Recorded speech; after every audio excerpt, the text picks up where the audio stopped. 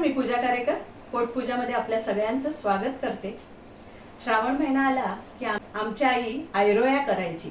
त्या कशा करायच्या ते आता आपण पाहूया। चला तर मग आता त्यासाठी लागणारं साहित्य बघूया। हे एक बाउल आपण गव्हाचं पीठ घेतलेलं आहे, हा गूळ घेतलेला आहे, त्याच्यामध्ये थोडं पाणी घालून ठेवलं आहे मी। नंतर हे तांदळाचं पीठ आहे, हे चण्याचं पीठ आहे, अर्धा वाटी, हे साधारण अर्धा वाटी आणि हे अर्धा वाटीपेक्षा थोडं कमी आहे। हा रवा आहे, बारीक रवा, आणि हे ओलं खोबरं आहे। आता हे सगळं जे प्रमाण आहे गूळ सोडून त्याच्यामध्ये थोडंसं एखादं पीठ कमी असेल किंवा थोडंसं जास्त झालं तरी काही हरकत नाही। ओलं खोबरंसुद्धा थोडं जास्त घातलं तुम्ही तरी चालतं। तर या मिक्सरमध्ये मी हा गूळ बारीक करून घेते। आता आपण हा गूळ बारीक करून घेतलेला आहे मिक्सरमध्ये। जर तुम्ही आधी चिरून ठेवला आणि तसा घेतला तरीसुद्धा चालतो। आता आपण हे गव्हाचं पीठ यामध्ये मिक्स करूया। चण्याचं पीठ, रवा, तांदळाचं पीठ,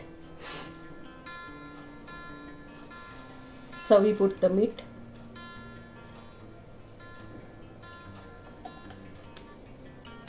ही वेलची पावडर साखरेमध्ये मी बारीक वाटून घेतलेली आहे,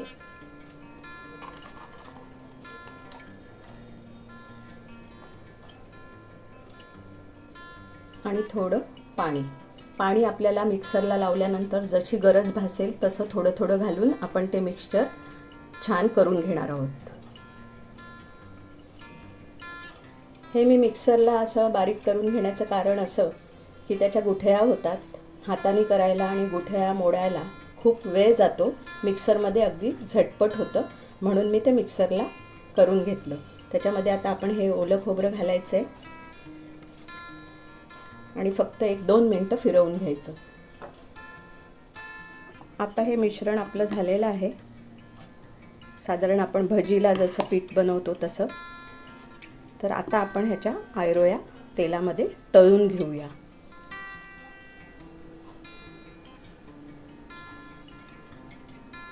आता आपण तेल तापलेलं आहे का बघूया। छोट्या चमच्याने आपण हे घालून बघूया।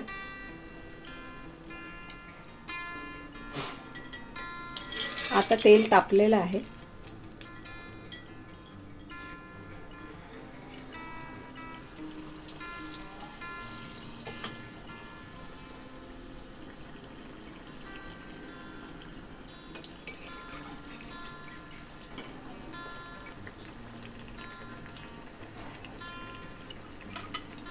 श्रावणात आमच्या घरी आई माझी नेहमी नैवेद्याला श्रावणी सोमवारी ह्या आयरोया करत असे।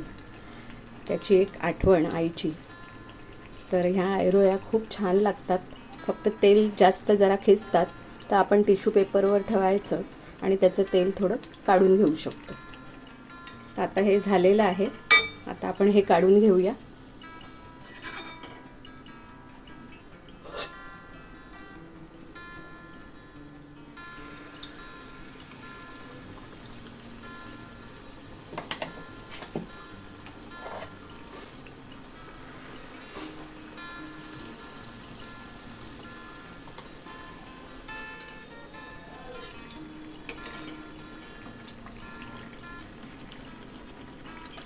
ज्यांना खूप तेलामध्ये तळून खायचं नसेल तर त्यांच्यासाठी मी शॅलो फ्राय पण दाखवते।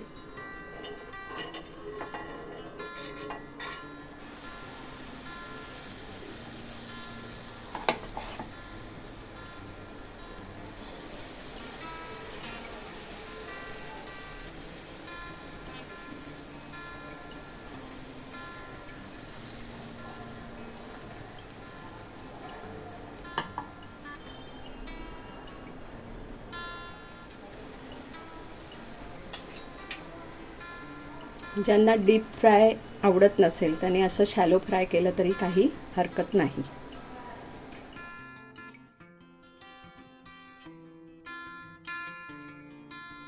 अशी आपली ही आयरोई तयार आहे।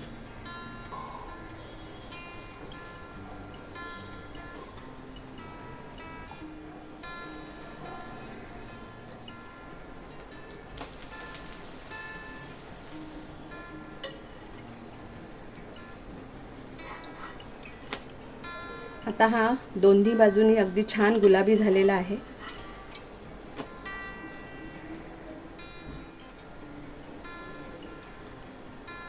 अशा दोन्ही पद्धतीने तुम्ही आयरोया करू शकता. तुम्हाला ही रेसिपी कशी वाटली हे नक्की कमेंटमध्ये कळवा. लाईक करा, शेअर करा आणि सबस्क्राईब करा. आणि हो, मस्त खाण्याची घ्यायची असेल मजा तर बघत राहा पोटपूजा.